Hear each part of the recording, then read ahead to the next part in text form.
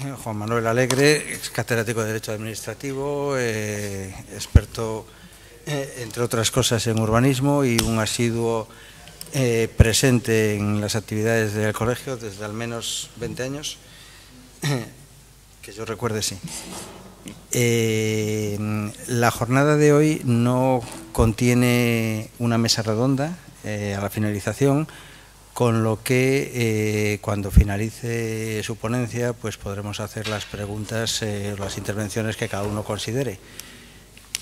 Y sin más, pues le cedo la palabra a Juan Manuel Alegre.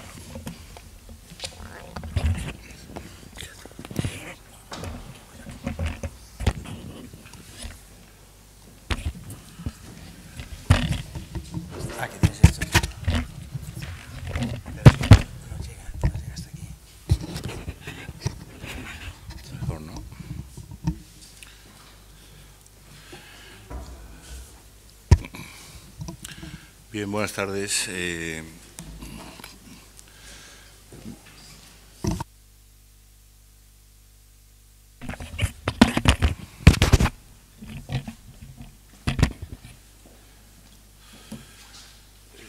Mi presencia esta tarde, naturalmente, se justifica por razón de mi condición. Una condición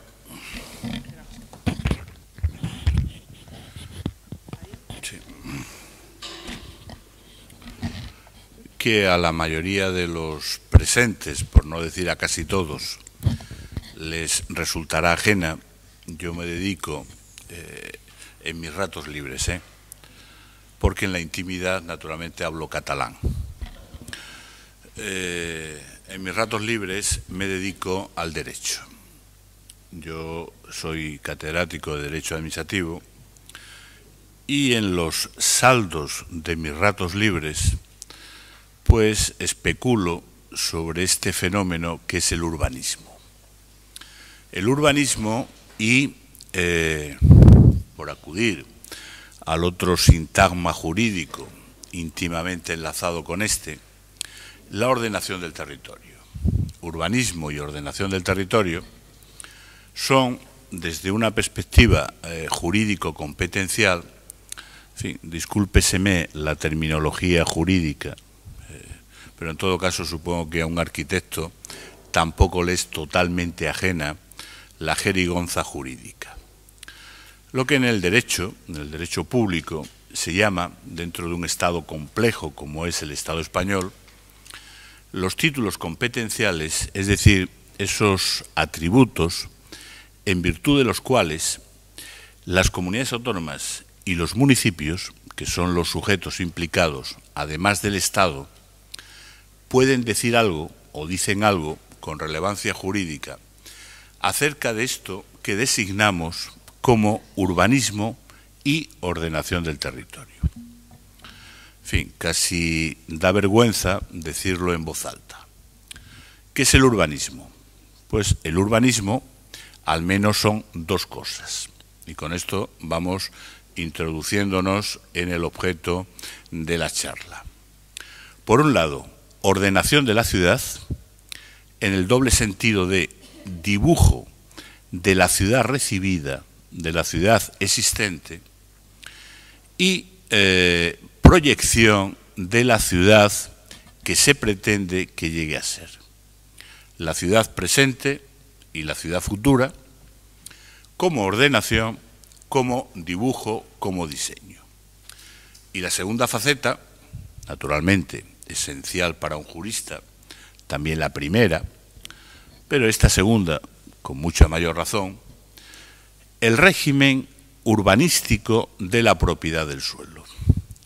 Y hablar entre nosotros del régimen de la propiedad del suelo, al menos desde 1956, remite inequívocamente a una expresión que es la de la distribución equitativa de beneficios y de cargas.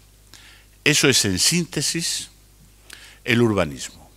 Uno, diseño de la ciudad, ordenación de la ciudad, tanto la ciudad existente, la ciudad recibida, como la ciudad proyectada, Y en segundo lugar, y aquí nos vamos introduciendo en categorías estrictamente urbanísticas, suelo urbanizable, distribución equitativa de beneficios y de cargas, que trae su causa, naturalmente, del modelo urbanístico, ahora me referiré a ello en mis primeras palabras, implantado desde 1956 con la primera Ley del Suelo española. Urbanismo, diseño, ordenación de la ciudad y régimen urbanístico de la propiedad del suelo. Coetáneamente a la Ley del Suelo de 1956 o con posterioridad, esto es indiferente, se ha introducido el concepto de ordenación del territorio. También desde la perspectiva competencial, título competencial de las comunidades autónomas. ¿Qué es la ordenación del territorio? La ordenación del territorio se viene concibiendo como la ordenación entre el urbanismo y la ordenación del territorio. Hay una relación de género-especie, no hay solución de continuidad. El género sería la ordenación del territorio, la especie el urbanismo, o si se prefiere, la ordenación del territorio es el urbanismo por otros medios, es la ordenación del suelo rústico. Obsérvese que esta caracterización de la ordenación del territorio como diseño, como ordenación del suelo rústico, toma como base la tripartición urbanística clásica. Suelo urbano, suelo rústico o no urbanizable y suelo urbanizable, entendido como suelo de transición, ese suelo que es originariamente rústico, pero que, tras el proceso de urbanización, se pretende convertir en suelo urbano y, por tanto, en suelo apto para la edificación. Pues bien, no diré que mito, que tópico, sino caracterización al uso de la ordenación del territorio como ordenación del suelo rústico, es lo que pretendo, quizá pretenciosamente, desmontar o al menos ofrecer una alternativa a través de mis palabras. En todo caso, como punto de partida, puesto que estos son los dos sintagmas que remiten a títulos competenciales y, por tanto, a ámbitos de actuación, tanto de la comunidad autónoma como del municipio, y, por supuesto, por encima el Estado, con una intervención legislativa, estrictamente legislativa, bastante reducida.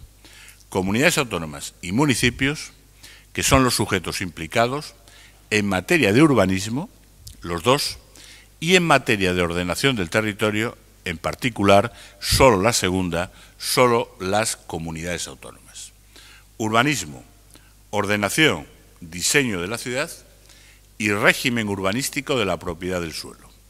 Ordenación del territorio, la ordenación del suelo rústico. Este es el punto de partida.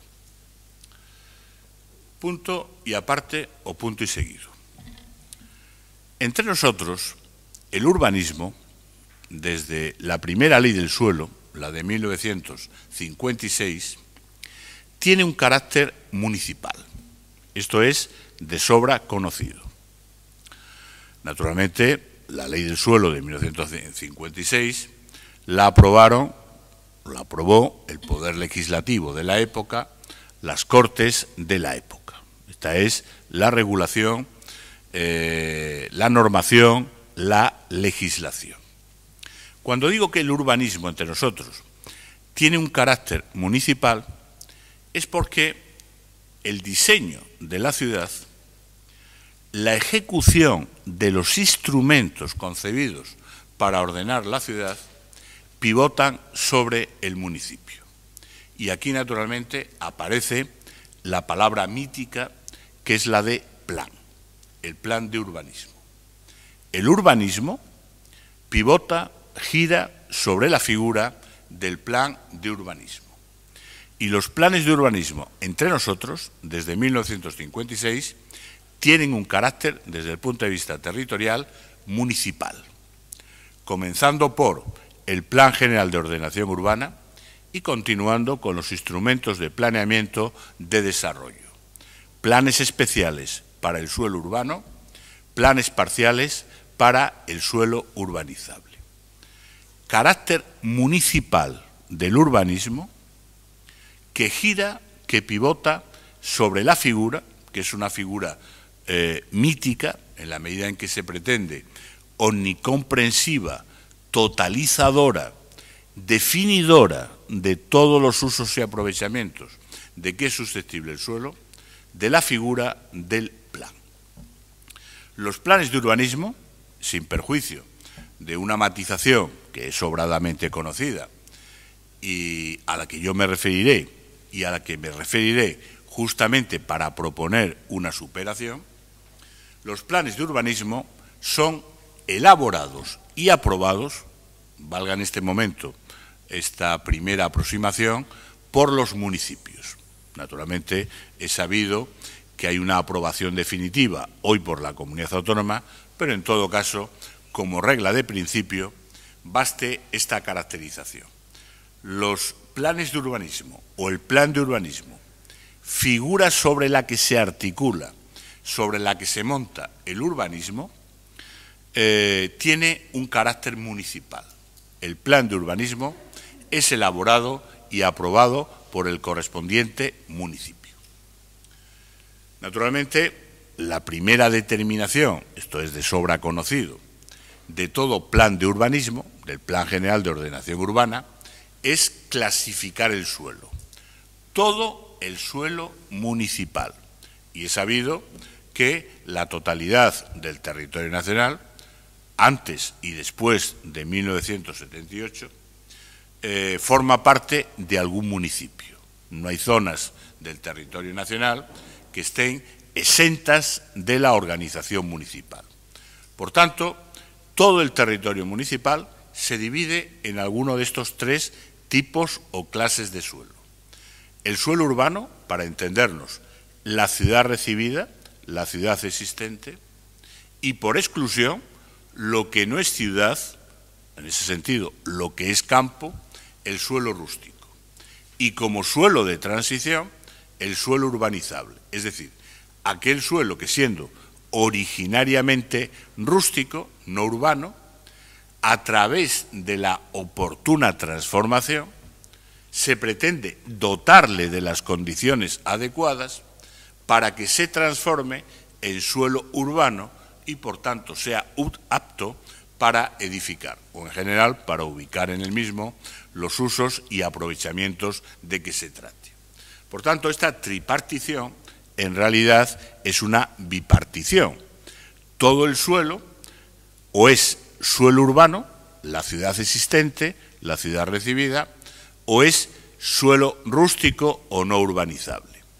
Y una porción de este suelo rústico o no urbanizable se pretende que llegue a estar dotado de los atributos propios del suelo urbano. ¿Cómo se produce esta transformación, esta conversión? Pues naturalmente a través del proceso de urbanización, es decir, la dotación en lo sustancial de los servicios básicos e imprescindibles, abastecimiento de agua potable, evacuación de aguas residuales, suministro de energía eléctrica y accesos rodados, tras de lo cual se produce, como en la misa, la conversión en cuerpo y sangre de Cristo del pan, de la hostia, la hostia con H no es ningún insulto, la conversión de ese suelo inicialmente rústico, ajeno al destino urbanístico, al destino de ciudad, su conversión en suelo urbano y, por tanto, en suelo apto para ser edificado. Y esta categoría de suelo rústico o suelo no urbanizable es la que se toma como referencia para, una vez vigente la Constitución, dar carne, articular esa competencia que es la ordenación del territorio. Suelo urbano, el suelo por exclusión que no es urbano, el rústico o no urbanizable, y este suelo de transición que originariamente rústico pretende transformarse, convertirse en suelo urbano a través del proceso de urbanización y, en consecuencia, producida la oportuna urbanización, en suelo apto para ser edificado o, en general, para albergar los correspondientes usos y aprovechamientos urbanísticos. En segundo lugar, el urbanismo, tal y como se define, tal y como se caracteriza a partir de 1956, es una función pública que pivota, que gira sobre el plan de urbanismo. Y cuando digo plan de urbanismo, hablo del Plan General de Ordenación Urbana. El planeamiento urbanístico, como es sabido, tiene una estructura jerárquica. El Plan General de Ordenación Urbana es desarrollado para el suelo urbano a través de los correspondientes planes especiales, para el suelo urbanizable a través de los oportunos planes parciales. Esta estructura jerárquica del planeamiento urbanístico significa, naturalmente, que no puede haber planes especiales o planes parciales sin plan general y que, en segundo lugar, todo plan especial o todo plan parcial que contravenga lo dispuesto en un plan general es inválido y, de acuerdo a las categorías al uso, puesto que el plan de urbanismo tiene carácter de norma reglamentaria, nulo de pleno derecho. Luego hablaré de las consecuencias que comporta la anulación de un plan de urbanismo. Y en el caso de la ciudad de Santander tenemos un ejemplo de primera mano. El Tribunal Supremo anuló el Plan General de Ordenación Urbana de Santander mediante una sentencia que tiene ahora un año, de 8 de noviembre del año 2016, como consecuencia de la previa anulación de un proyecto, de una obra hidráulica conocida como Bitrasvase, que en definitiva era llevar el agua del pantano del Ebro al Pas y al Pisueña. Eso es lo que se conoce como el Bitrasvase. Sobre ese Bitrasvase, el Plan General de Ordenación Urbana preveía unos crecimientos de población más o menos reales, es decir, preveía el desarrollo de los oportunos suelos urbanizables. En la medida en que el Bitrasvase había sido anulado previamente por la Audiencia Nacional y por el Tribunal Supremo, naturalmente esta obra hidráulica había sido realizada por el Estado, no, ni por los municipios concernidos, ni siquiera por la Comunidad Autónoma de Cantabria.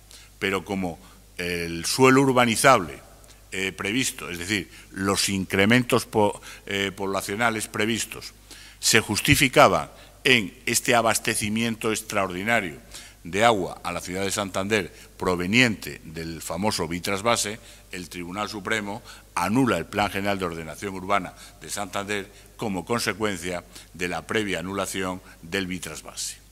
O, en segundo lugar, ya lo anuncio por si en su momento no tengo tiempo para ello, sobre la base de que el plan es una norma reglamentaria, cualquier infracción sustantiva o procedimental acaecida durante el procedimiento de elaboración del plan de urbanismo conlleva la anulación del plan como norma reglamentaria, es decir, su nulidad sin retroacción del procedimiento de elaboración al momento en el que se produjo la correspondiente infracción.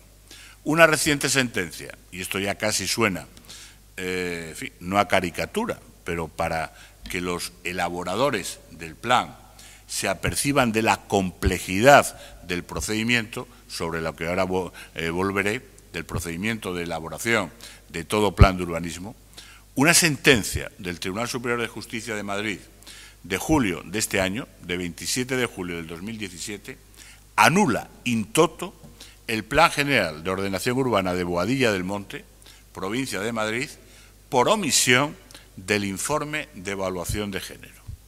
Puede ser discutible la exigencia de este informe, puede ser discutible el alcance que le da el Tribunal Superior de Justicia.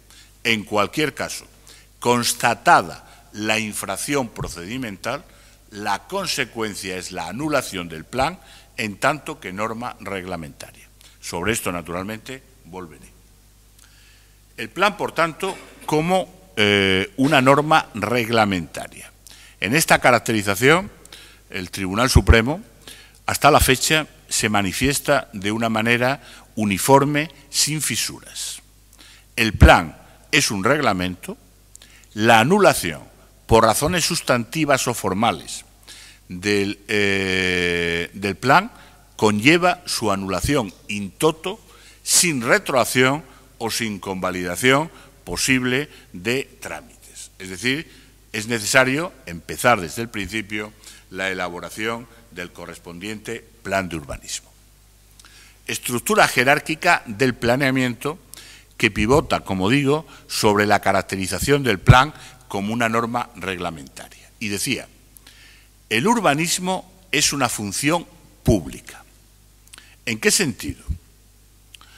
Si alguno de los presentes no se la ha leído, recomiendo muy vivamente la lectura de la exposición de motivos del preámbulo de la primera ley de suelo española, la de 1956, porque ahí se da razón del modelo urbanístico imperante entre nosotros desde entonces, y hemos alcanzado la sexta década. El legislador, fíjense bien, 1956, migraciones del campo a la ciudad, comienzo de lo que en los años 60 se dio a conocer, se llamó el desarrollismo económico, abandono del campo, desarrollo intensivo de las ciudades, el urbanismo de nueva ciudad, de crecimiento, que es el rótulo que se le puso a la ley de 1956. Ahora me referiré a este modelo por exclusión plasmado en la ley del suelo de 1956. El legislador de 1956, ya lo adelanto, confiesa casi de una manera vergonzosa o vergonzante que el urbanismo que le habría gustado implantar no es factible, principio de realismo, por la situación económico-financiera de las haciendas locales. Ahora me referiré a ello. El urbanismo como una función pública, que pivota sobre la idea de plan. ¿Qué es el urbanismo? Decía hace un momento, ordenación, diseño de la ciudad y régimen urbanístico de la propiedad del suelo. ¿Qué comporta la propiedad del suelo? ¿Cuáles son las facultades del propietario del suelo?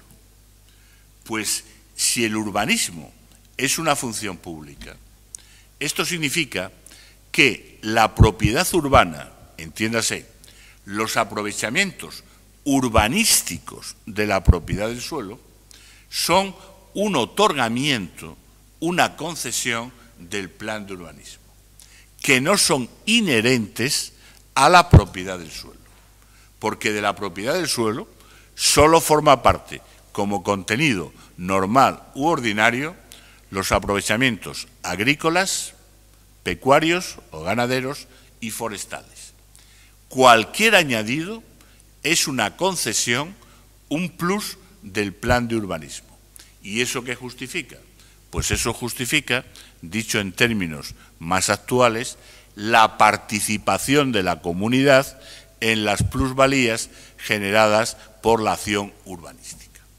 Y con esto, en fin, es el punto de arranque, enlazo con lo que he anunciado hace un momento, la exposición de motivos, el preámbulo de la Ley del Suelo de 1956. En fin, naturalmente, en mi relato, en mis palabras, pues aparecen términos jurídicos. Supongo que los presentes, arquitectos en su mayoría, esta jerigonza jurídica no le es enteramente desconocida y, por tanto, en fin, con las debidas cautelas, me permito usar esta terminología, estos conceptos que en un ámbito más estrictamente jurídico, pues ciertamente serían más pertinentes, pero que en todo caso aquí y ahora no considero absolutamente improcedentes. Porque cuando hablo en estos términos, supongo que se me entenderá o al menos se captará el hilo esencial de mis palabras. Vuelvo a la famosa exposición de motivos de la Ley del Suelo de 1956. ¿Qué dice ayer? ¿Qué dice allí?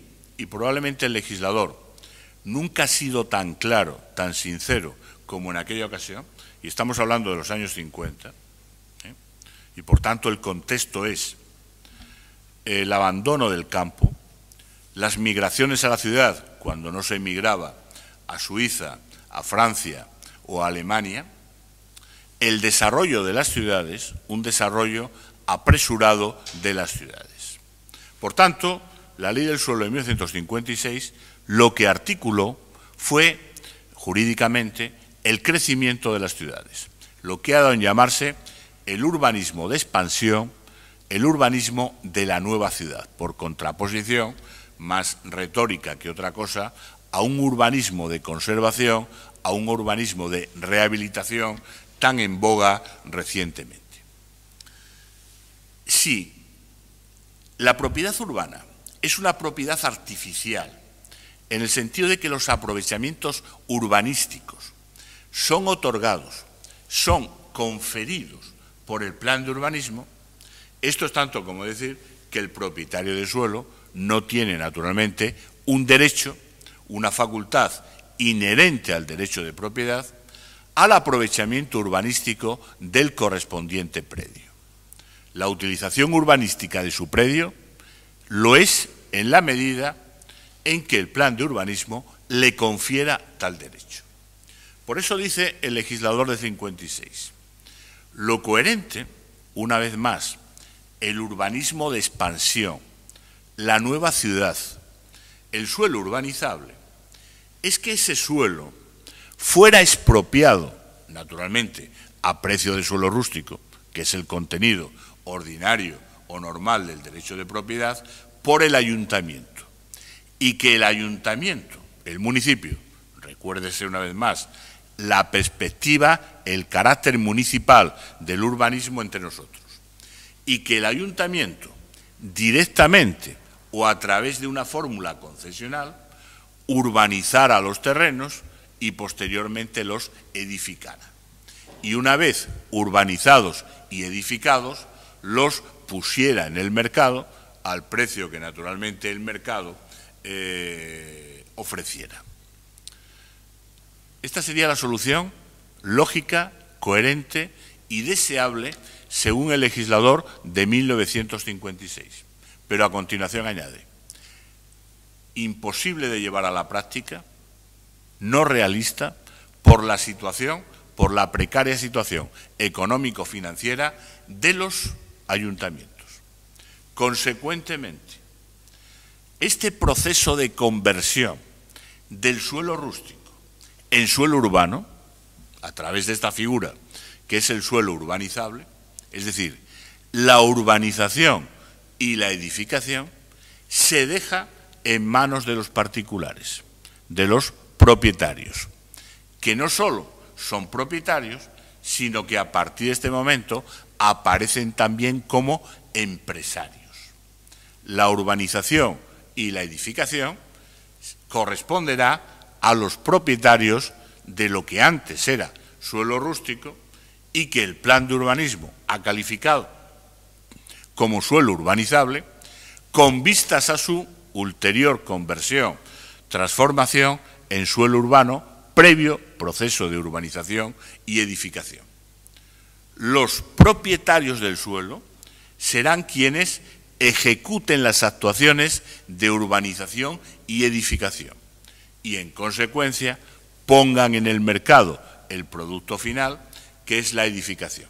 Y, a cambio, reintegrarán a la comunidad, es decir, al ayuntamiento, con un porcentaje de las plusvalías generadas por la acción urbanística, participación de la comunidad en las plusvalías generadas por la acción urbanística. Naturalmente, cesiones obligatorias excluidas, viales, zonas verdes, y cesión de un porcentaje del aprovechamiento urbanístico, que es la fórmula técnica a través de la que se da realidad, se hace realidad este principio de participación de la comunidad en las plusvalías urbanísticas generadas por la acción pública que es el urbanismo. Por tanto, el modelo de urbanismo que tenemos en España desde 1956 arranca, por así decirlo, de un principio de realismo. La situación económico-financiera de los ayuntamientos, que por exclusión llevó al legislador a, esta es la regla general, entregar a los propios propietarios la urbanización y edificación, la conversión del suelo rústico, que es el estatuto ordinario normal del suelo, es decir, por exclusión de la ciudad existente, del suelo urbano ya consolidado, ya existente, entregar a los propietarios la urbanización y edificación de los terrenos, la conversión, en definitiva, de los propietarios en empresarios. Naturalmente, esto en la práctica, ¿a qué ha conducido? A que las famosas juntas de compensación, la compensación es el sistema de ejecución del planeamiento, a través del que los propietarios del suelo llevan a cabo la oportuna urbanización y edificación, se convierten, en el mejor de los casos, en juntas de 1, de 2, de 3 propietarios a lo sumo. Pero naturalmente esto se explica por razones, una vez más, principio de realismo, por razones absolutamente plausibles. Muy pocos de los propietarios afectados están en condiciones de soportar hasta el final los costes del proceso de urbanización y edificación. Lo que prefieren es, naturalmente, materializar, convertir en dinero su derecho, entregar su propiedad a un promotor que se encargará de la correspondiente urbanización y edificación. Pero, en todo caso, en línea de principio y salvedad hecha de la deriva práctica del sistema. La opción del legislador de 1956, y esto se ha mantenido de una manera incólume hasta la fecha presente, legislaciones autonómicas mediantes y con todas las salvedades o matizaciones que se quieran, la entrega a los particulares del proceso de urbanización y edificación y la recuperación por parte de la comunidad de un porcentaje de ese plus, de esas plusvalías que supone la acción urbanística de los poderes públicos. Una confesión paladina del legislador de 1956 en la exposición de motivos de la primera ley de suelo española, la de 1956. Y esta es, en definitiva, con todas las salvedades que se quieran hacer, y hoy día hay 17 modelos urbanísticos en España, tantos como comunidades autónomas. Este es, grosso modo, a grandes líneas, el modelo urbanístico que, implantado en 1956, impera aún en la actualidad. Por cierto, la ciudad por antonomasia de nueva construcción, de nueva planta, que es Benidorm, que era un pueblo de pescadores o de marinos mercantes, se hizo sin plan parcial. Se hizo exclusivamente con un plan general, aprobado incluso, estamos en los albores del turismo, estamos en los albores del desarrollo económico, dicen del alcalde de Benidorm de la época, que se plantó en el Pardo, en la sede del entonces jefe del Estado, para convencerle de que si se quería que en España vinieran turistas, y hablar de turistas era hablar de las suecas, pues que había que relajar ciertamente las costumbres en las playas españolas. Y al parecer el entonces jefe del Estado atendió a esta petición del entonces alcalde de Benidorm. Así se escribe la historia. Decía Fabián Estapé, un economista catalán que participó decisivamente en el plan de estabilización de 1959, España había conocido en los años 50, por virtud de la política monetaria, entonces implantada por el Banco de España y por el Ministerio de Hacienda, una expansión monetaria que había conducido a unas altas dosis de inflación, a la cual vino a poner coto el Plan de Estabilización de 1959. Estamos hablando de los años decisivos en el desarrollo de España socioeconómico de las últimas décadas, que la democracia a España la habían traído el 600 y el turismo, es decir, las turistas suecas. Esto lo decía Fabián Estapé en sus memorias, que se llama en castellano Sin acuse de recibo y en catalán De todos los colores. Este es el modelo, en definitiva, implantado en 1956 y que, con todas las matizaciones, con todas las modulaciones que se quiera, sigue vigente a día de hoy, 60 años más tarde. Un modelo, como digo, que pivota sobre el plan de urbanismo como una figura mítica, como una concepción mítica, en la medida en que pretende constituir una visión omnicomprensiva, totalizadora de la realidad municipal. Y aquí empiezo a formular unas objeciones o una serie de propuestas al modelo existente. Vengamos a la situación presente. El Plan General de Ordenación Urbana. Insisto en que la perspectiva municipal no ha cambiado en lo sustancial. La Ley del Suelo del 56 y su modificación de 1975 preveían un plan nacional, que naturalmente nunca se elaboró y aprobó, preveía unos planes territoriales, lo que hoy, desde la perspectiva autonómica, serían los planes regionales de ordenación del territorio que nunca se elaboraron. Naturalmente, lo que sí se elaboraron fueron los correspondientes planes generales de ordenación urbana, porque sobre esta figura pivota todo el urbanismo, el carácter municipal del urbanismo. Pues bien, ya antes de 1978 o 1979, con la constitución de las comunidades autónomas, los planes generales de ordenación urbana obedecían a un procedimiento bifásico. Como es sabido, en este procedimiento de elaboración se suelen distinguir a grandes rasgos, tres momentos o tres fases.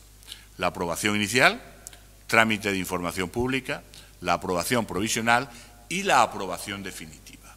Este es el esquema que recorre como columna vertebral la articulación de todo el sistema de planeamiento.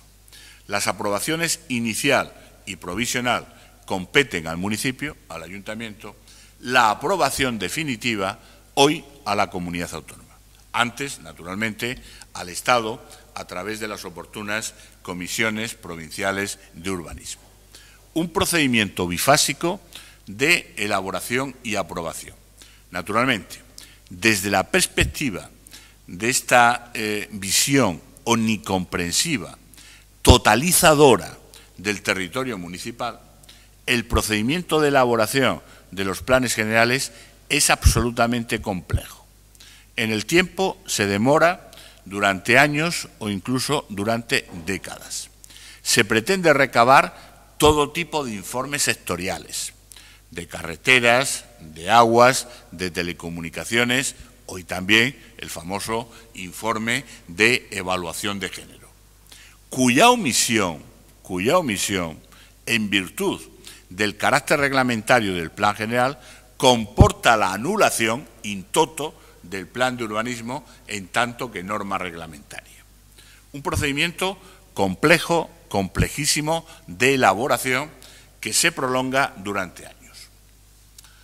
Una visión totalizadora del municipio, de todos los usos y aprovechamientos de que es susceptible el territorio municipal. Hace unos años hubo una polémica entre dos dirigentes que no eran precisamente dos piernas, bueno, cada uno tenía dos piernas, naturalmente, del Partido Socialista Obrero Español. Carlos Olchaga, ministro de Hacienda, y José Borrell. representantes, por así decirlo, de un ala o una vertiente liberal dentro del PSOE, el primero de los citados, de una vertiente socialdemócrata, el segundo. En la más pura ortodoxia socialdemócrata, Borrell defendía que el plan de urbanismo tenía que definir de una manera totalizadora, comprensiva, todos y cada uno de los usos y aprovechamientos de que es susceptible el territorio municipal. Frente a esa visión cartesiana, racionalista, Carlos Olchaga, que había sido ministro de Economía y de Hacienda, definía una cierta liberalización.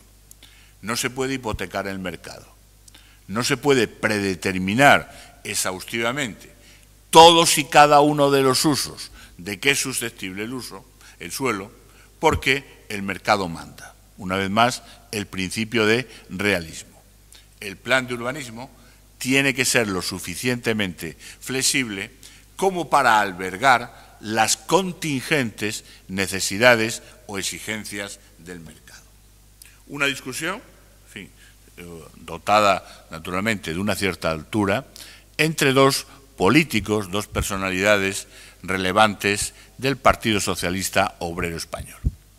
Pero desde luego, la cultura que se ha implantado entre nosotros en estos 60 años a propósito del plan de urbanismo es esta visión totalizadora, agotadora, exhaustiva del plan de urbanismo.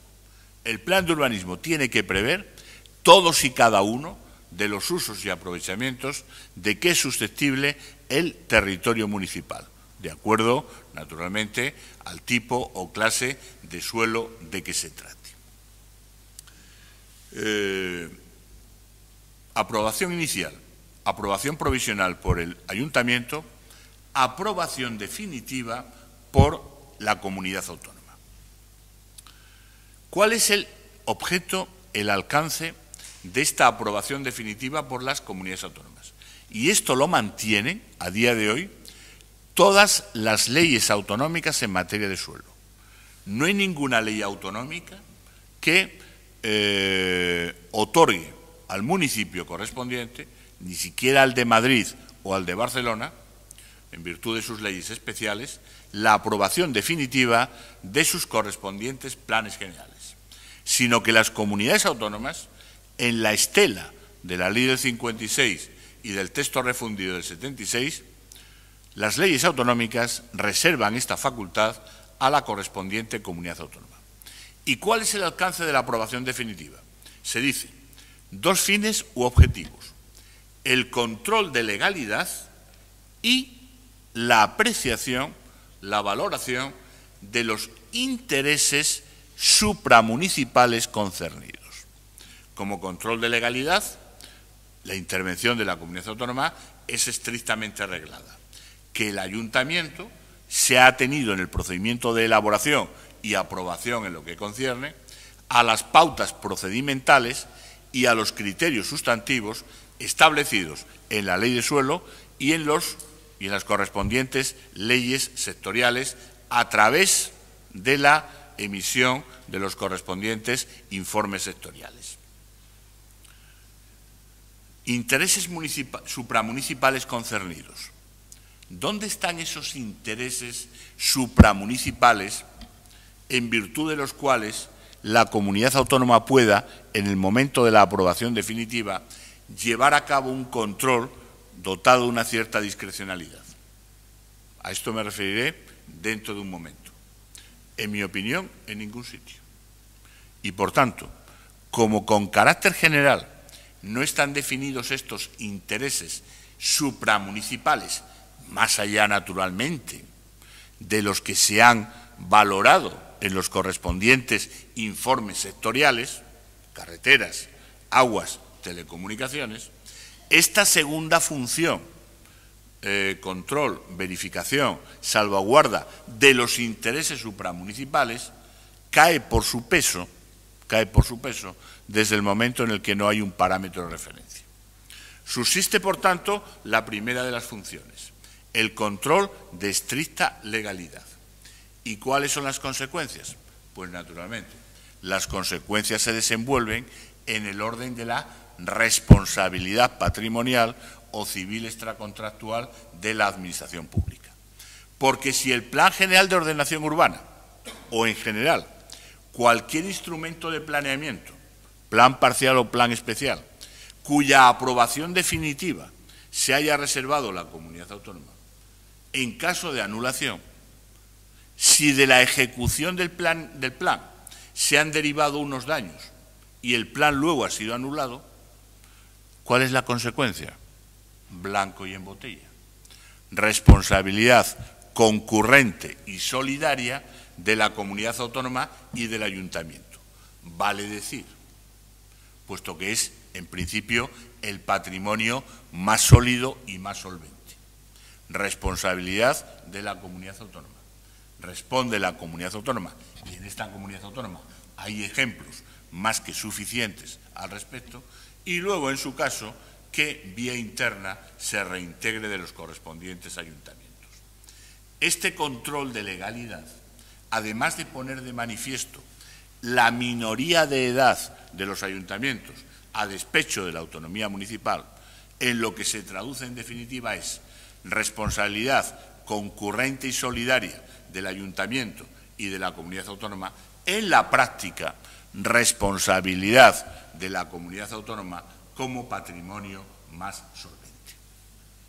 Por tanto, y lo anuncio desde ya mismo, la explicación la doy dentro de un momento, esta aprobación definitiva, desde la perspectiva del control de legalidad, tendría que desaparecer de las leyes autonómicas, tanto por razones de autonomía municipal, si nos creemos que efectivamente los municipios son mayores de edad y son autónomos, como para evitar, por parte de la comunidad autónoma, la declaración de responsabilidad. Porque a quien va a condenar el Tribunal Superior de Justicia en caso de anulación del Plan General de Ordenación Urbana o de cualquier instrumento de planeamiento aprobado definitivamente por la comunidad autónoma, no es solo al ayuntamiento, es a la comunidad autónoma.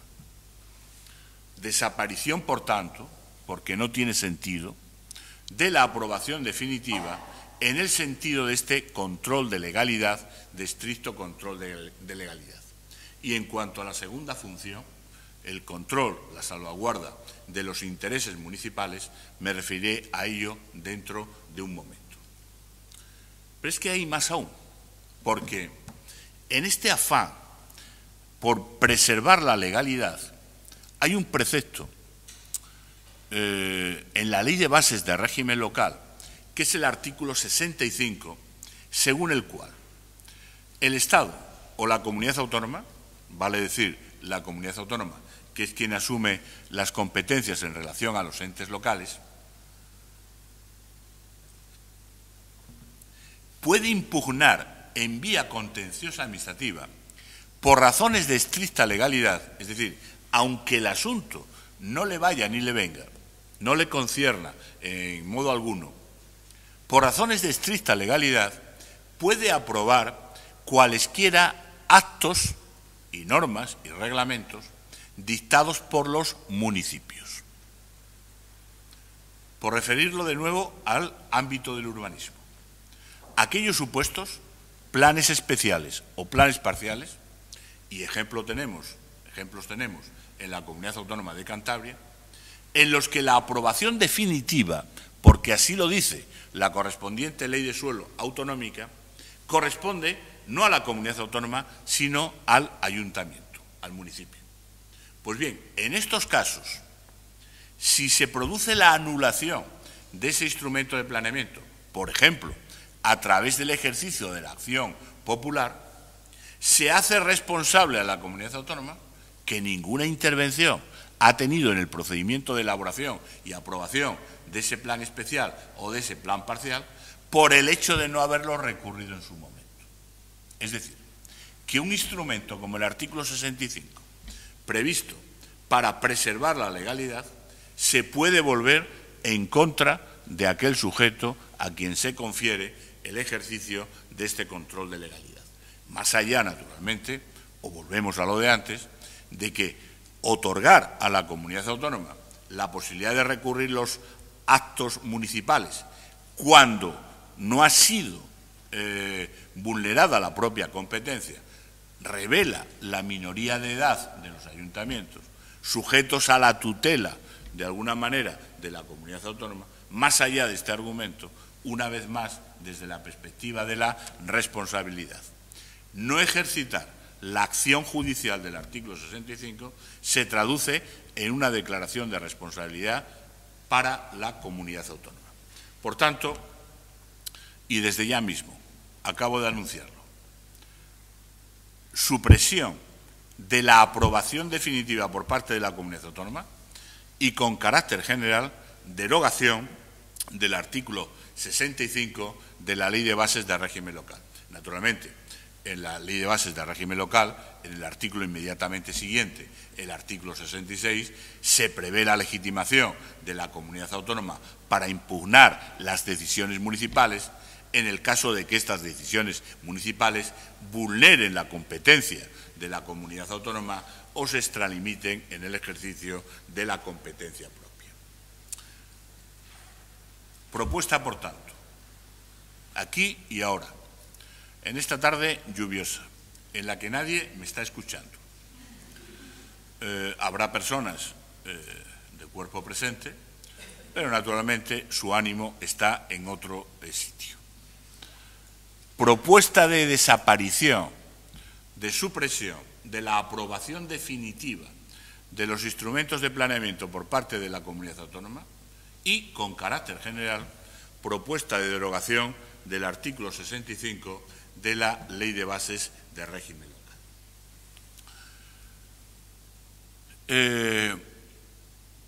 Y ustedes me dirán, ¿y cómo justifica este buen hombre? Que yo sepa, no he cometido ningún delito, y por tanto se me puede aplicar lo de buen hombre. No es que sea un samaritano, pero en fin, tampoco hago daño a nadie, más allá del que en mis alumnos o en mis oyentes pueda provocar en sus cerebros mis palabras heterodoxas. Pero en todo caso, ya saben que al funcionario no se le puede demandar civilmente, hay que demandar a la administración pública. Si consideran que han sido perjudicados, dañados en su cerebro, ejerciten la acción de responsabilidad contra la Universidad de Cantabria, que es la administración pública a la que pertenezco. Bien, ¿cómo justifico mis palabras en el sentido de reconfigurar el sistema de planeamiento? Pues esto lo enlazo naturalmente con la ordenación del territorio. Urbanismo y ordenación del territorio son primos hermanos. O, como antes decía, entre ambos ámbitos, entre ambos títulos competenciales, hay una relación de género a especie. El género es la ordenación del territorio, la especie sería el urbanismo. Bien, hasta la fecha, porque claro, para poder entendernos en cualquier ámbito de la vida, hay que establecer un código común. Todo lo susceptible de matizaciones o de modulaciones que se quiera. Comenzaba mis palabras diciendo: urbanismo, diseño de la ciudad, ordenación de la ciudad existente, de la ciudad recibida y de la ciudad proyectada. Y naturalmente, este diseño de la ciudad se hace a través de la tripartición clásica: suelo urbano, suelo rústico no urbanizable y suelo urbanizable, el que tras el proceso de urbanización y edificación se convertirá en suelo urbano. Por exclusión, ordenación del territorio, el suelo rústico, aunque naturalmente me tengo que referir a los aprovechamientos urbanísticos, valga el oxímoron, la contradicción en sus propios términos, de la expresión aprovechamientos urbanísticos referidos al suelo rústico. Si por definición el contenido normal u ordinario del suelo rústico son los aprovechamientos ganaderos, agrícolas y forestales, parece impensable que el suelo rústico pueda albergar aprovechamientos urbanísticos. Y sin embargo, más allá de la coherencia del planteamiento, esto no es ninguna contradicción, todo lo contrario, una realidad viva, vivísima. Hago un paréntesis para enlazar con mis últimas o penúltimas palabras. Los aprovechamientos urbanísticos son una concesión, decía, del plan de urbanismo. Sobre la base de la entrega a los particulares del proceso de urbanización y de edificación, vale decir, de patrimonialización de las plusvalías urbanísticas, a cambio, naturalmente, de una cesión del oportuno porcentaje. Esto es lo que significa que el urbanismo es una acción pública y que la propiedad urbana es una propiedad artificial, porque el contenido normal u ordinario del derecho de propiedad del suelo son los aprovechamientos agrícolas, ganaderos o pecuarios y forestales. El aprovechamiento urbanístico es una concesión del plan, una creación artificial del plan, no es inherente al derecho de propiedad, y de ahí la contrapartida de la cesión de un determinado porcentaje del aprovechamiento urbanístico. Este es el sistema, esta es la lógica del sistema. Pues bien, ya desde 1956, y como es de sobra conocido, el suelo rústico, es decir, el suelo excluido por definición del proceso de transformación urbana, ha sido susceptible de determinados aprovechamientos urbanísticos. En 1956 y hasta la reforma de 1975, el famoso metro cúbico por metro cuadrado. Ahora los arquitectos lo calculan en metro cuadrado. Pero bueno, en aquel momento, metro cúbico por metro cuadrado. 1 metro cúbico por metro cuadrado. En 1975 se produce una reforma importante de la Ley del Suelo del 56, que dio lugar al texto refundido de 1976.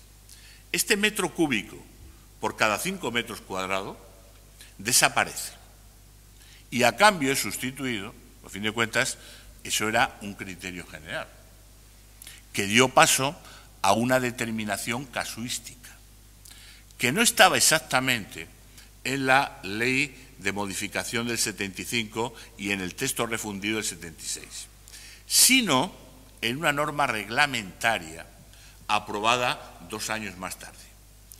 El sistema de 1956 tenía la ventaja, la claridad, de que cualquier propietario en suelo rústico sabía que podía edificar en este porcentaje de metro cúbico por cada 5 metros cuadrados. Es decir, podía hacerse su casita en el campo. Aquí, no solo el que avisa no es traidor, sino todo lo contrario. El legislador se muestra diáfano. Usted, propietario de suelo rústico, en su parcela, puede edificar 1 metro cúbico por cada 5 metros cuadrados. La generalización, por tanto, valga el oxímoron, del aprovechamiento urbanístico en el suelo rústico. Pero en coherencia, una vez más, los grandes principios, este planteamiento es suprimido por la reforma de 1975 y de tapadillo se cuela en una norma reglamentaria. Todo español lo conoce, el 44.2. No hace falta decir más. Basta invocar al 44.2 para que inmediatamente haga acto de presencia, ¿quién? El unifamiliar. El 44.2, naturalmente, es el artículo 44, apartado 2, del Reglamento de Gestión Urbanística de 1978. Hoy el precepto equivalente de la ley autonómica de que se trate, el 116, en el caso de la Ley de Suelo de Cantabria del año 2001. Todo español, naturalmente, todo español propietario de una parcela rústica, sabe a qué nos estamos refiriendo cuando invocamos al 44.2. No hace falta decir más, el unifamiliar. Claro, como en El Príncipe destronado de Miguel Delibes, el 44.2 ha dado paso a quien es el rey de la hora presente española, que es el 155. Pero este, naturalmente, no tiene nada que ver con el urbanismo. Sí que tiene que ver con el patrimonio histórico, que se lo digan a los de Aragón, porque el Gobierno de la Nación ha ordenado la restitución a Aragón de los bienes del monasterio de Sigena, hoy depositados en algunos museos de Cataluña, que en su momento las monjitas del monasterio de Sigena se llevaron a Cataluña. Una consecuencia insospechada del artículo 155. Seguro que en Aragón ya mismo le están levantando un monumento al 155. Así como en Madrid, en el barrio de Orcasitas, hay una plaza que se llama Plaza de la Memoria Vinculante. Probablemente en los municipios de Aragón haya una plaza que se llame, o un monolito que se llame el 155. Pero bueno, el 155 nada tiene que ver con el urbanismo en principio. El 44.2.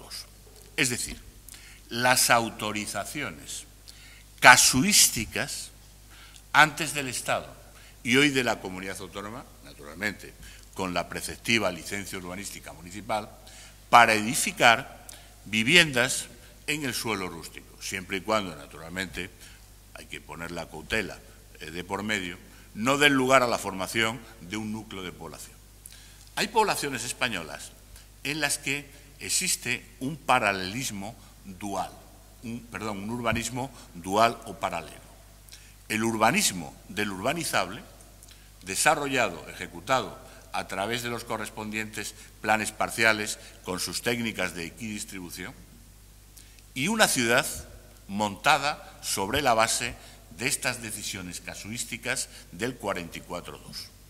Dos urbanismos, dos ciudades perfectamente deslindables, para lo que dan decisiones casuísticas, por no decir naturalmente arbitrarias, porque naturalmente esas autorizaciones del unifamiliar en el suelo rústico no tenían otro criterio, otro parámetro que ese evanescente que no den lugar a la formación de un núcleo de población.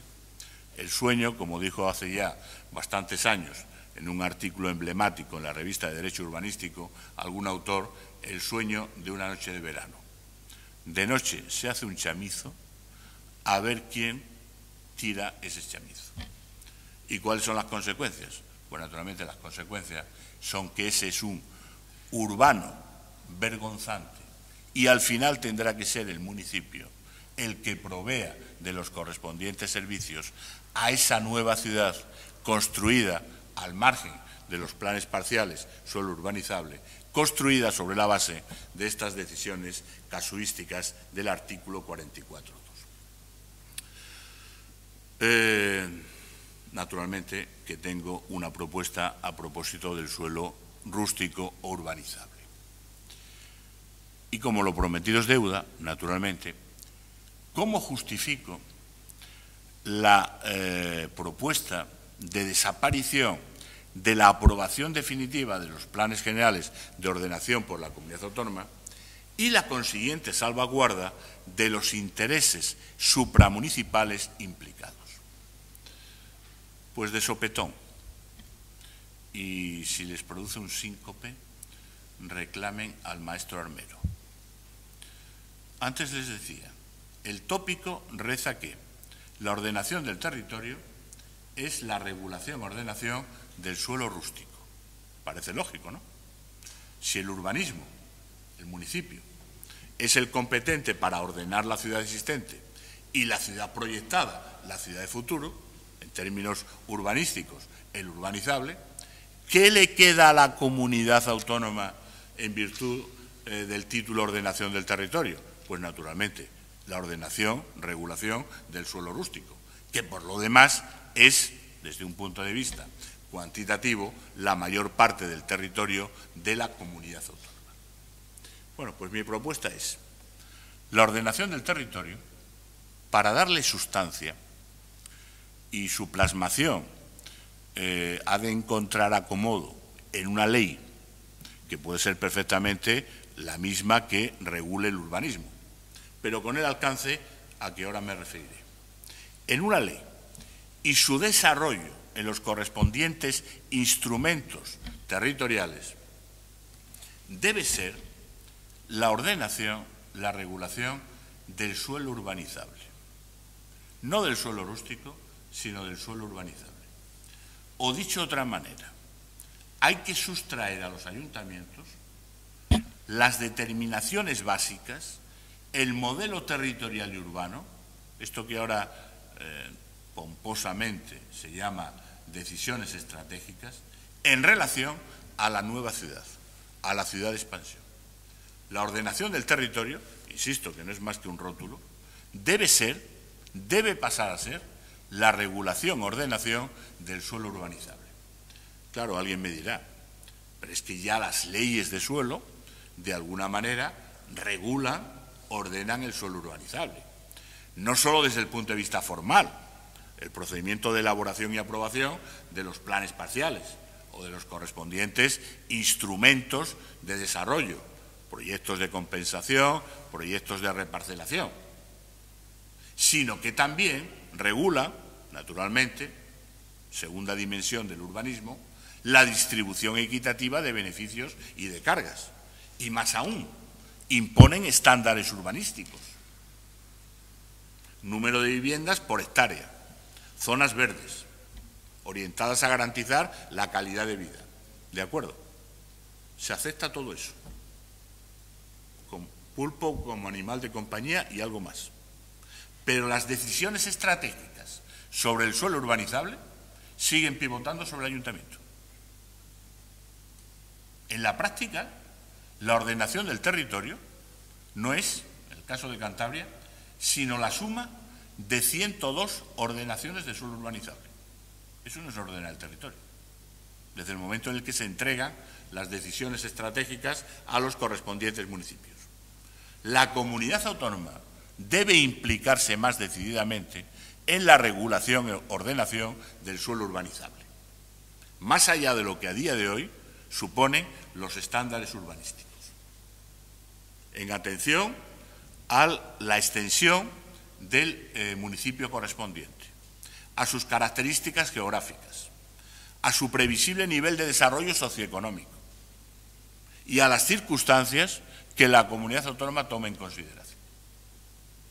Porque desde la perspectiva ortodoxa, la actual, la ordenación del territorio como ordenación del suelo rústico. Bien, desmontemos este tópico. ¿Para qué me sirve ordenar, planificar el suelo rústico de una comunidad autónoma si en un ataque de generosidad el ministro de Fomento me va a poner el AVE por Palencia? O va a haber una obra hidráulica, o en general una gran infraestructura estatal. Las competencias sectoriales del Estado rompen el plan de ordenación del territorio. Un modelo territorial que pretenda ser una visión omnicomprensiva, exhaustiva, agotadora de los usos y aprovechamientos, por definición no urbanísticos, claro, del suelo rústico. Las competencias sectoriales del Estado rompen literalmente todo modelo de planeamiento territorial. En segundo lugar, ¿qué más hay en el suelo rústico? ¿Qué más se puede ubicar en el suelo rústico? Naturalmente, los espacios naturales protegidos. Pero estos, por razones de especialidad, tanto competencial como normativa, tienen una legislación propia y tienen unas administraciones competentes. Salvo que se diga que la ordenación, la regulación de los espacios naturales protegidos en lo que es competencia de la comunidad autónoma se inserta en el modelo territorial. Pero naturalmente esto choca con el principio de especialidad. ¿Y qué nos queda? Competencias sectoriales del Estado, espacios naturales protegidos. Todo lo demás del suelo rústico es desarrollo rural. Una vez más, por razones de especialidad, ha de abandonarse esta pretensión de una visión omnicomprensiva, totalizadora, exhaustiva, a través de un plan regional de ordenación del territorio o de distintos planes de ordenación del territorio para dar paso a unas visiones más apegadas a la realidad, más de tipo sectorial, que en definitiva remiten a compartimentos administrativos diferentes y, por tanto, a legislaciones, a normativas también distintas. Como podrá verse, yo no soy ningún enamorado del plan. No desecho tener un plan, pero he sabido que un plan es un quiero y ya se verá si puedo. En fin, no os voy a contar mi experiencia biográfica al respecto. No creo en las visiones totalizadoras, agotadoras, exhaustivas de principio. No creo en la idea de plan. El plan de urbanismo, naturalmente, tiene una realidad con todos sus problemas, con todas sus complejidades. Extender el modelo del plan de urbanismo a una pretendida ordenación de todo el territorio, pura y simplemente, es un flatus vocis. Porque al menos por 3 razones, por las que acabo de apuntar, competencias sectoriales del Estado, grandes infraestructuras estatales, especialidad por razones de los espacios naturales protegidos y las propias especialidades derivadas de las competencias en materia de desarrollo rural, una visión omnicomprensiva, totalizadora del territorio autonómico, pura y simplemente sería un brindis al sol, una declaración de principios carente de sustantividad de chicha propia. Por eso insisto en que si se le quiere dar un contenido a esta competencia urbanística en materia de ordenación del territorio, y repito que entre la ordenación del territorio y el urbanismo hay un continuum, no hay una solución de continuidad, no hay una discontinuidad, es reconfigurar la ordenación del territorio como una ordenación-regulación, siquiera sea en sus aspectos básicos, del suelo urbanizable, es decir, de la futura ciudad, del urbanismo de crecimiento, que las decisiones estratégicas le incumban, ley, plan en su caso de desarrollo, a la comunidad autónoma. Y entonces sí, entonces ya tenemos el parámetro al que sujetarse por parte de los ayuntamientos a la hora de aprobar definitivamente sus planes generales de ordenación urbana, sin que tenga que venir la comunidad autónoma en virtud no se sabe muy bien de qué parámetros, de qué pautas, de qué cánones, la salvaguarda de los intereses municipales, de los intereses supramunicipales. Porque esos intereses supramunicipales deben concretarse en decisiones, en determinaciones específicas, en las leyes autonómicas que ordenen el suelo urbanizable y que en su caso sean desarrolladas a través de los oportunos planes o instrumentos territoriales. Por tanto, en definitiva, hay que cambiar el foco en relación al objeto de esta figura, de esta competencia autonómica que es la ordenación del territorio. Del suelo rústico debe pasar al suelo urbanizable. E insisto, sujetando de una manera más intensa que lo hacen las actuales leyes de suelo a través de los oportunos estándares urbanísticos, las previsiones contenidas en los planes generales de ordenación urbana en relación al suelo urbanizable. Las decisiones estratégicas, que éstas sí conciernen al territorio, a la visión del territorio como una totalidad, deben corresponder a la comunidad autónoma y no casuísticamente, como hasta ahora, a los correspondientes municipios.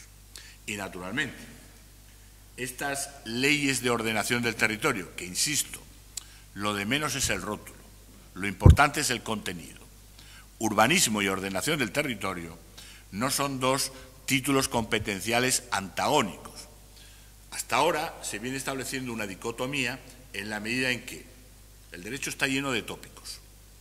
El urbanismo, competencia municipal, la ordenación del territorio, competencia autonómica. Todo lo que atañe al municipio no solo a la ciudad existente, sino a la ciudad proyectada, debe reservarse, quinta esencia de la autonomía municipal, al municipio. ¿Qué queda para la comunidad autónoma? Naturalmente, los restos, aunque los restos sean, desde el punto de vista cuantitativo o de superficie, los más importantes. La ordenación del suelo rústico. Pero, naturalmente, donde está el meollo de la cuestión no es en el suelo rústico, con ser importante. Donde está es en la previsión de los crecimientos poblacionales urbanísticos. Es decir, mayor intervención, en consecuencia, de la comunidad autónoma, sea por el título urbanismo o sea por el título competencia, ordenación del territorio. Porque, naturalmente, para los no juristas, el alcance de las competencias autonómicas, el alcance de las competencias municipales, lo fija la correspondiente ley sectorial. Que hoy los municipios tengan una intervención destacada en el ámbito urbanístico es una decisión contingente. Esto no es ningún dogma. Se puede ampliar por lo mismo que se puede reducir o se puede estrechar. Las competencias municipales, siempre que se preserve ese núcleo intangible que el Tribunal Constitucional lo ha referido en la reconocibilidad de la intervención municipal, el alcance de las competencias municipales depende de las competencias, depende de las leyes sectoriales. Por tanto, el alcance de la intervención municipal en materia de urbanismo o en materia de ordenación del territorio depende no de un apriorismo que sea la autonomía municipal, depende de lo que digan las correspondientes leyes autonómicas. Pero en todo caso, insisto, y esta es la propuesta, este es el mensaje, mayor intervención de la comunidad autónoma, ya desde la perspectiva del urbanismo, ya desde la perspectiva de la ordenación del territorio, que es sistemáticamente la más coherente, la más lógica, en la ordenación, en la regulación de la ciudad proyectada, es decir, del suelo urbanizable, que hoy, a salvo los estándares urbanísticos, está entregado en sus decisiones estratégicas a lo que cada municipio diga singular, diga individualmente. Esta situación, en mi opinión, no es conveniente. Esta situación debe reconducirse, debe recanalizarse a través de una mayor intervención de las comunidades autónomas. Y finalmente, y en línea con lo anterior, y quid del suelo rústico desde la perspectiva de los aprovechamientos urbanísticos. Pues naturalmente, si la comunidad autónoma, a través del binomio, ley-plan, debe regular, debe ordenar el suelo urbanizable, es decir, la ciudad proyectada, la ciudad de futuro, con mayor razón, y por muy excepcionales o restrictivos que sean, los aprovechamientos rústicos, los aprovechamientos urbanísticos en el suelo rústico, es decir, el suelo excluido por principio, por definición, del proceso de transformación urbana. En este sentido, caben, naturalmente, distintas fórmulas. Volver al sistema de 1956, establecer un determinado aprovechamiento urbanístico para la totalidad del suelo rústico, excepción hecha, naturalmente, de los espacios naturales protegidos. Continuar con el sistema del famoso 44.2. Ordenar, regular, a través de una figura de planeamiento, estos aprovechamientos en el suelo rústico. Cualesquiera fórmulas, en principio, pueden ser válidas, pueden ser asumibles, pueden ser plausibles. En principio. Porque, una vez más, la política de los hechos consumados, los tópicos, se da por supuesto que con la intensidad que fuere, el suelo rústico es susceptible de determinados aprovechamientos urbanísticos. Faltaría más. En mi prado edifico, porque es mío. Esto está en la conciencia social. Y el legislador muchas veces no, se ajusta a esa conciencia social. Cuando digo conciencia social, naturalmente digo intereses partidistas, digo intereses electorales. Por si no estaba claro. La conciencia social. Pero si uno lee el artículo 11 de la Ley de Suelo Estatal, la Ley de Suelo y Rehabilitación Urbana,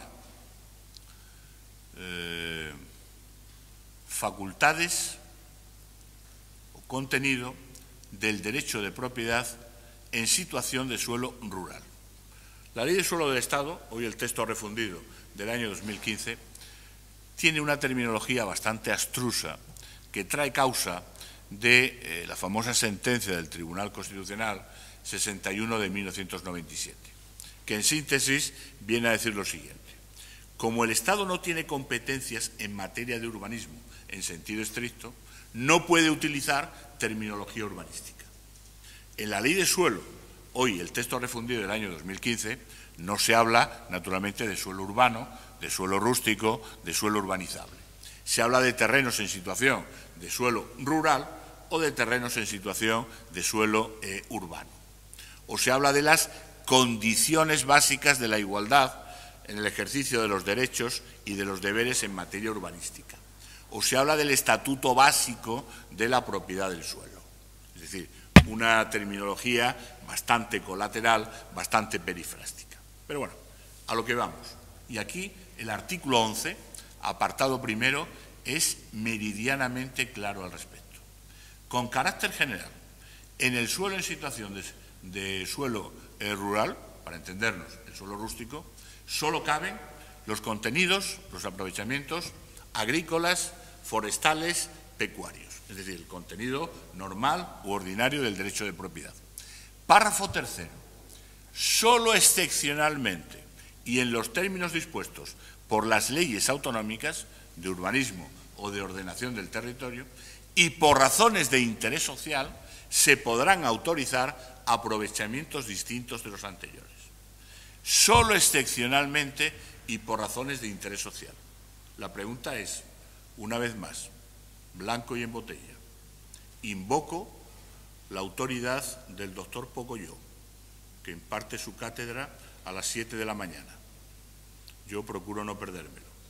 Es un catedrático que imparte sus clases con toga y birrete azul, en clan a las 7 de la mañana.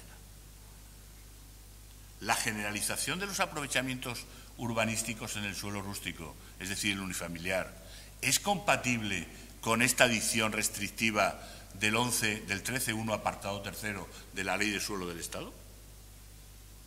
Difícilmente. Pero en todo caso, aceptémoslo. Hay distintas fórmulas para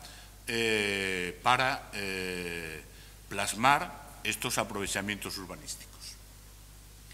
En cualquier caso, la que me parece menos conveniente, o vale decir más conveniente, es la que en la actualidad plasma, a través de la modificación que en su momento se llevó a cabo, la Ley de Suelo de Cantabria, la famosa Corola. Justamente la Corola, es decir, los aledaños del suelo urbano, debieran estar especialmente protegidos de esta transformación vergonzosa o vergonzante del suelo rústico en suelo urbano a través del unifamiliar. Edifíquese en el resto del territorio municipal, pero no justamente en la Corola. Porque al final, ¿qué va a ocurrir? Al final lo que va a ocurrir es lo de siempre, que los servicios básicos de esas edificaciones tendrán que ser provistos por el correspondiente municipio. Por eso, si en los términos permisivos o restrictivos pertinentes se autoriza el unifamiliar en el suelo rústico, ¿eso en definitiva qué es? Pues eso es ubicar en un suelo que en principio no es apto, no es idóneo para ello, unos aprovechamientos que por principio le son ajenos, los aprovechamientos urbanísticos. Y si por principio le son ajenos, porque no es suelo urbanizable, porque el suelo urbanizable conlleva unos deberes de cesión gratuitas, viales, zonas verdes, espacios libres, cesión del aprovechamiento urbanístico, que aquí no hay, ¿cómo se sustituyen esas cesiones obligatorias en el suelo rústico? Pues naturalmente, a través del sistema tributario, mediante la exigencia de una tasa, de un tributo, que compense el incremento de valor, el incremento de capacidad contributiva que para el agraciado con una autorización conlleva la posibilidad de construirse una edificación en el suelo rústico. Soluciones variables. Insisto, hay un punto de partida sobre el que convendría recapacitar. No en esta comunidad autónoma solo, en cualquier comunidad autónoma. La generalización de los aprovechamientos urbanísticos, y lo voy a decir en positivo, en mi opinión, es incompatible con el 13.1 de la Ley de Suelo del Estado. Pero bueno, mientras las leyes autonómicas no sean impugnadas por el Estado, eso es derecho válido y vigente. Cualquier fórmula, en principio, es admisible, siempre desde este carácter restrictivo. Pero eso sí, en la medida en que en el suelo rústico no puede haber las cesiones propias del suelo urbanizable, esas no cesiones hay que compensarlas, incremento de capacidad contributiva, con el establecimiento de la oportuna tasa, del oportuno tributo. Y finalmente, una mención para concluir con mis palabras.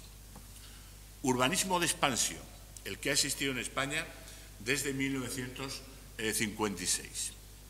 Parece que, al hilo de la crisis, este urbanismo de expansión, de nueva ciudad, da paso a un urbanismo de conservación, a un urbanismo de rehabilitación. En el año 2013 se aprobó por el Estado una ley, la RRR, de reforma, regeneración, rehabilitación urbana, hoy refundida en el texto refundido del año 2015, el decreto legislativo 7 del 2015, que se llama de suelo y de rehabilitación urbana. El término de rehabilitación subsume los anteriores de reforma o de regeneración, es decir, lo que tradicionalmente era la reforma interior de las poblaciones. Un urbanismo de conservación, rehabilitación, no que supere, porque naturalmente no es incompatible, sino que coexista con el urbanismo de expansión.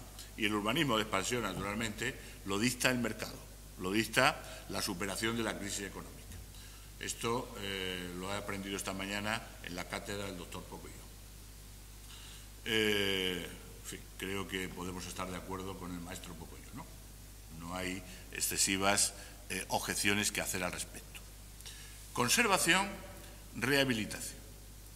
La conservación, el deber de conservación, está naturalmente plasmado en la Ley de Suelo del Estado, los artículos 15.2 y 17.4. El deber legal de conservación que incumbe al propietario de toda edificación y que, por lo que se refiere a las construcciones, a las edificaciones en terrenos en situación de suelo urbano, hoy está perfectamente cuantificado. La mitad del valor de construcción de un edificio de nueva planta de similares características. Hasta ahí llega el deber legal de conservación. La realización de las obras que no superen la mitad del valor de construcción de un edificio de nueva planta de características similares a la anterior. Claro, en la lógica anterior, y aquí no hay que hacerle el reproche, si es que se puede hablar de reproche al Estado, porque ya empezaron las comunidades autónomas, la superación del deber de conservación era la ruina económica. Con la ruina económica, el famoso 50% del valor de reposición del edificio, conllevaba la desaparición del deber de conservación y, por tanto, el derecho a demoler el edificio. La ruina económica hoy ha desaparecido, porque, superado ese 50%, ese deber legal de conservación, por razones turísticas, culturales, de sostenibilidad, el ayuntamiento, o en su caso la comunidad autónoma, puede imponer al propietario la conservación. Ojo, de cargo de la administración que ordene estas obras, solo correrá el coste que supere el 50%, porque hasta el 50% corre deber legal de conservación de cargo del propietario. La ruina económica ha desaparecido y, por tanto, preceptiva obligatoriamente, el ayuntamiento puede imponer la conservación de un edificio, aunque su conservación exceda el 50%, sin más que abonar el exceso respecto de ese 50%. 15.2 y 17.4 de la Ley de Suelo del Estado. Insisto en que aquí la Ley de Suelo del Estado no ha hecho sino generalizar lo que ya algunas comunidades autónomas, por ejemplo la de Cantabria, en el año 2001, habían hecho, que en definitiva era la desaparición o la eventual desaparición de la ruina económica. Y en línea directa con el deber legal de conservación, la rehabilitación y la perspectiva de los ocupantes de las viviendas o de los locales de comercio sujetos a una operación de remodelación urbana de rehabilitación. El artículo 19 de la Ley del Estado, que contiene una regulación bastante prolija, bastante pormenorizada, aunque naturalmente no tiene un carácter exhaustivo, porque el artículo 19, rótulo, realojo o realojamiento y retorno, se remite para su complemento, para su desarrollo, a lo dispuesto en las leyes autonómicas. Aquí, naturalmente, en el marco del artículo 19 de la Ley del Estado, realojamiento y retorno, en su caso, de los ocupantes de las viviendas habituales sujetas a una operación de remodelación urbana, el artículo 19, como digo, es un marco que las leyes autonómicas han completado y han desarrollado.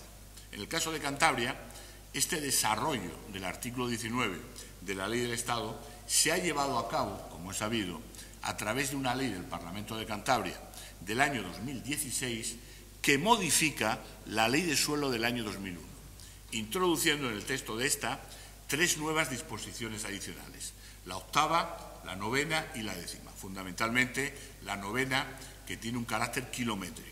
Es una regulación exhaustiva y que voy a desmontar en 2 palabras.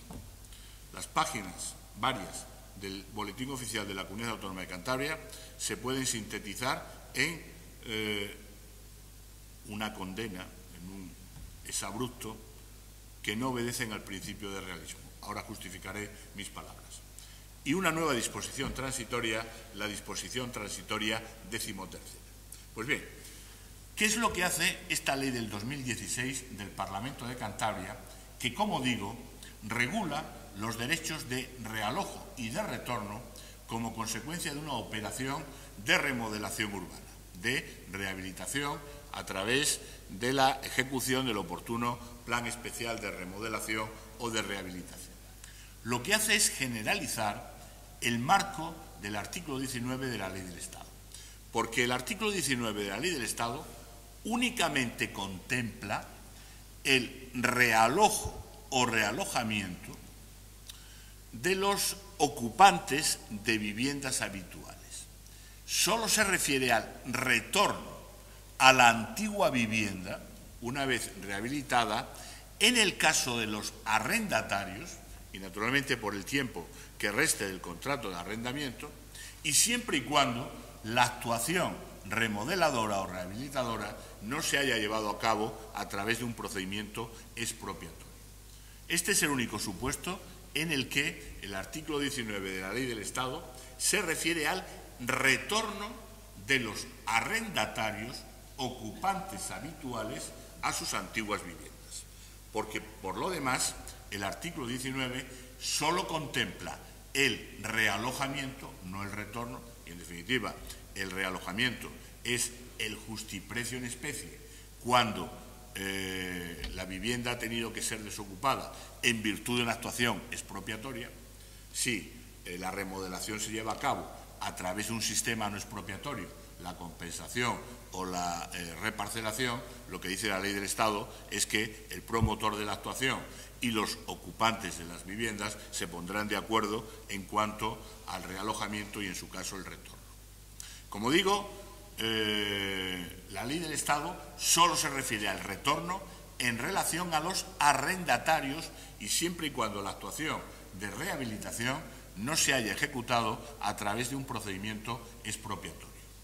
Para los supuestos de procedimiento expropiatorio o de otro tipo de sistemas de ejecución de planeamiento, únicamente se refiere a las viviendas ocupadas como viviendas habituales, el realojo, derecho inexcusable, justiprecio en especie, salvo que, naturalmente, el propietario de la vivienda prefiera percibir el justiprecio económico, el justiprecio dinerario. Y para otro tipo de actuaciones, el promotor y los ocupantes de viviendas se pondrán de acuerdo. En modo alguno, el artículo 19 contempla el realojamiento o el retorno en el caso de los locales comerciales. Lo que hace la Ley de Cantabria del 2016 es generalizar el sistema de realojamiento y de retorno tanto para los ocupantes de viviendas habituales como para los titulares de locales comerciales, a partir de un principio que, en mi opinión, condena a la nada a esta ley, por muy bien intencionada que sea. El principio de vivienda por vivienda o de local comercial por local comercial. Es decir, que una vez producida la rehabilitación, el antiguo ocupante de la vivienda o del local comercial no tiene que efectuar ningún ingreso en favor de quien haya efectuado la correspondiente actuación de rehabilitación. ¿Es esto realista? Hay promotores que trabajan gratuitamente. Porque, naturalmente, si el sistema fuera el de compensación o el de cooperación, se podría entender. Son los propietarios de las viviendas los que asumen el coste de la rehabilitación. Pero teniendo en cuenta la realidad socioeconómica de los cascos históricos, poblaciones envejecidas, de bajos niveles económicos, ¿están en condiciones de afrontar un procedimiento de compensación y reparcelación? Naturalmente, la alternativa es la expropiación o la figura del agente rehabilitador. Pero en este caso, ¿quién tendría que asumir el beneficio económico, el beneficio empresarial del promotor? La Administración. La única manera de que se haga efectivo este derecho de retorno en favor de los ocupantes habituales de viviendas o de los titulares de negocios es que la Administración, vía subvención, asuma el beneficio económico, el beneficio empresarial del promotor de la correspondiente actuación. Esto es lo que, en mi opinión, conduce al vaciamiento de contenido, a la imposibilidad de su ejercicio, de su desarrollo, de esta, por lo demás, bien intencionada ley del año 2016, que fue objeto de una modificación al año siguiente, en el 2017, es un asunto competencial, no tiene mayor importancia, para suprimir la referencia al derecho de retracto del promotor de la actuación rehabilitadora cuando la persona que había vuelto a la vivienda rehabilitada transmitiera la vivienda en un determinado plazo de tiempo. Es una derogación del apartado cuarto, párrafo E de la disposición adicional octava que le ha venido impuesta al Parlamento, a la Comunidad Autónoma de Cantabria, por el Estado, a cambio de retirar el eventual recurso de inconstitucionalidad. Por tanto, tal y como está redactada en los actuales términos, la ley del 2017, del 2016, que modifica la ley del suelo del 2001 en el sentido de regular el realojamiento y retorno como consecuencia de una actuación de remodelación o de rehabilitación urbana, está condenada por el principio de que parte, vivienda por vivienda o local comercial por local comercial, a la práctica inanimada. Bien, y como me parece que ya se ha cumplido la hora, por supuesto, si hay alguna pregunta pues, o alguna sugerencia, alguna observación, encantado de atenderla.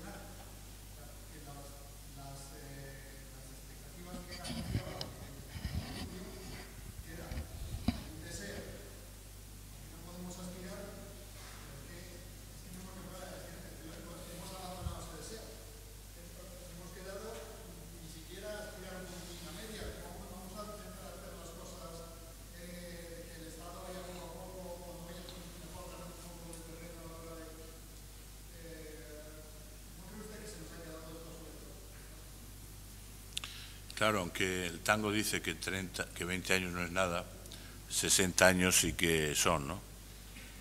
Bien, al hilo de su pregunta, que es muy interesante, habría que empezar por replantear el presupuesto de la Ley del Suelo del 56.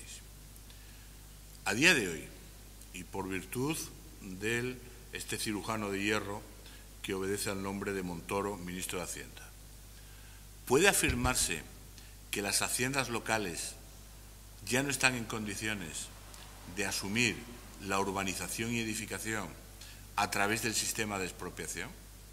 Es decir, no tienen financiación suficiente para proceder a la expropiación, a precio de suelo rústico naturalmente, de los terrenos que sean necesarios para la urbanización y la edificación.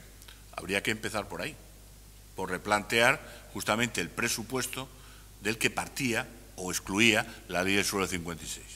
Dada la endémica situación de las haciendas locales, entreguemos la urbanización y la edificación a los propietarios y el ayuntamiento se limita a ejercer sus potestades públicas de control. Esa sería la primera pregunta que habría que hacer. Si no han cambiado las circunstancias, como para que se reconfigure el modelo en el sentido de dar prioridad o de dar preponderancia al sistema de expropiación como sistema de ejecución del planeamiento urbanístico. Porque, claro, el objetivo final, naturalmente, es la edificación y la vivienda es un derecho constitucional. Y el valor del suelo tiene una repercusión importante en el precio final de la vivienda. Esto lo dice cualquier economista, cualquier avezado en la materia. Naturalmente, hay unos costes sobre los que no se puede incidir, que son el precio de la construcción, pero hay otros sobre los que sí se puede incidir, que son el precio del suelo. A lo mejor, si se generalizara el sistema de expropiación, si lo permite la situación económica de las haciendas locales, podría bajar el precio del producto final, que es la vivienda. Teniendo en cuenta, además, ahí que hay viviendas, naturalmente, entregadas al libre mercado y que hay distintos regímenes de viviendas de protección oficial respecto de las que el ayuntamiento o la comunidad autónoma tiene una responsabilidad. Por tanto, lo que habría que comenzar es por replantear los propios presupuestos de aplicación del sistema. Incluso en términos constitucionales se ha dicho, el propietario es propietario, pero ¿por qué obligarle a ser también empresario? ¿Por qué obligarle a ser urbanizador y, en su caso, edificador? Más allá del carácter ficticio del sistema, porque al final las juntas de compensación se convierten en juntas de uno o dos propietarios, la mayoría de los propietarios, porque no pueden afrontar el coste del proceso de urbanización y edificación, prefieren vender, prefieren materializar su propiedad y dejar la urbanización y edificación en manos del promotor, es decir, prácticamente de un solo propietario. Más allá del carácter ficticio del sistema, es que imponer a los propietarios el deber de convertirse en empresarios puede rozar incluso la propia Constitución. Y, sin embargo, esto que ha sido dicho, ha sido señalado por algunos autores, sin embargo, se ha asumido uno de tantos tópicos en la praxis urbanística española. Por tanto, pero aquí, naturalmente, el paso lo tienen que dar las comunidades autónomas, perdón, los ayuntamientos, aunque insisto en que las comunidades autónomas tienen que ser más beligerantes, tienen que ordenar el suelo urbanizable. No puede ser que las decisiones estratégicas sobre la futura ciudad dependan exclusivamente o prioritariamente, porque claro, los estándares urbanísticos cumplen una función, pero los estándares no definen el modelo territorial urbano. El modelo territorial urbano lo define el ayuntamiento. Hay una dejación por parte de las comunidades autónomas en favor de los ayuntamientos, por eso hablaba del urbanismo como la quinta esencia de la autonomía municipal. Pero en ese marco, asumiendo que las comunidades autónomas tienen que tener un mayor protagonismo en la regulación y ordenación de los suelos urbanizables, el peso, naturalmente, en cuanto a la ejecución de los sistemas de planeamiento, en cuanto a la ejecución del planeamiento, tiene que darlo los ayuntamientos. Y son los ayuntamientos los que tienen que pensarse si, en lugar de esa genérica compensación o cooperación como mucho, o la llamada al mercado a través del agente urbanizador, si no son ellos los que tenían que tener un mayor protagonismo a la hora de ejecutar los planes parciales a través del sistema de expropiación. Porque si hay una situación económica que lo permite, ¿eso en qué se va a traducir? Pues eso se va a traducir naturalmente en que en la puesta a disposición del mercado el producto final, que es la vivienda, va a tener un precio bastante más bajo. Por tanto, yo sí que como reflexión genérica, sí que emplazaría a los ayuntamientos para que abandonen ese inmovilismo en el que están instalados desde 1956 y, mirando las arcas municipales, vean si no pueden afrontar la ejecución de los planes parciales a través del sistema de expropiación. Por tanto, en ese sentido, nos hemos quedado en 1956.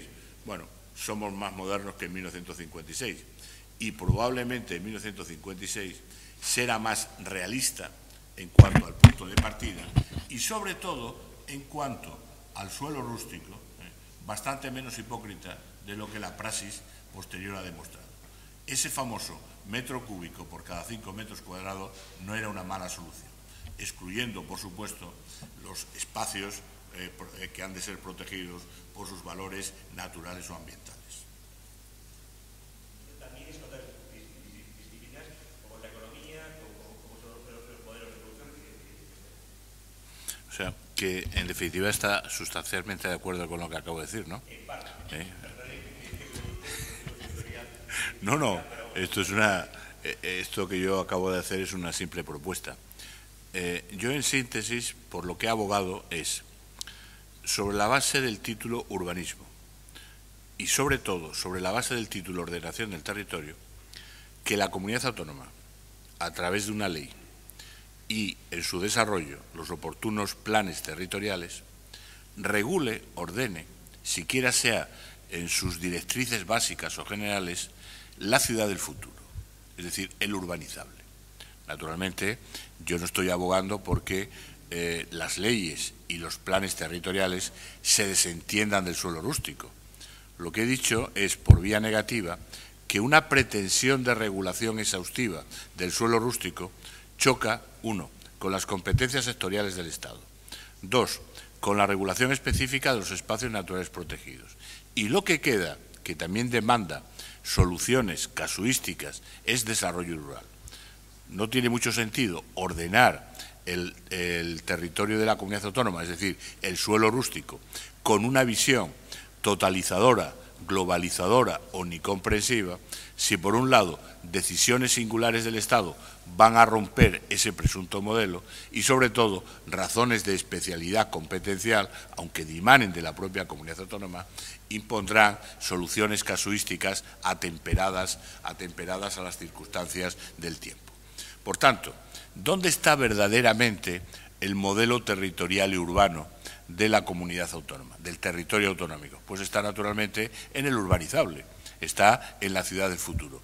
Y ahí es donde hasta la fecha las leyes autonómicas se han desentendido, porque han entregado la definición de ese modelo territorial y urbano a los ayuntamientos, las decisiones estratégicas en relación al futuro de la ciudad, más allá de la previsión de estándares urbanísticos, que sí puede ser importante, pero son importantes desde la perspectiva, que no es poca cosa, de la calidad de vida de los ciudadanos, pero que no contempla, que no se refieren, que no afectan a una visión del suelo urbanizable en su conjunto. Por tanto, sin desatender al suelo rústico, yo creo que la ordenación del territorio autonómico debiera dirigirse cada vez con más intensidad al urbanizable, es decir, a la ciudad futura de los distintos municipios.